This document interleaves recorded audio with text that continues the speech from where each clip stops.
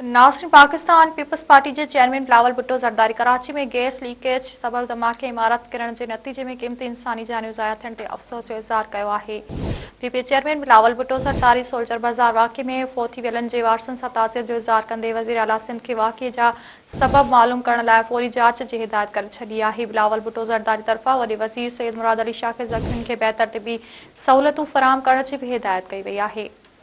एक भेरो ॿीहर ब्रेकिंग न्यूज़ ॾेई रहिया आहियूं त पाकिस्तान पीपल्स पार्टी के चेयरमैन बिलावल भुट्टो ज़रदारी कराची में गैस लीकेज सबब धमाके इमारत किरण के नतीजे में क़ीमती इंसानी जानियूं ज़ाया थियण ते अफ़सोस जो इज़हार किया है। PP chairman Bilawal Bhutto Zardari soldier बाज़ार वाक़े में फ़ौत थी वियलनि जे वारसनि सां ताज़ियत जो इज़हार कंदे वज़ीर आला सिंध के वाक़े जा सबब मालूम करण लाइ फ़ौरी जांच जी हिदायत करे छॾी आहे।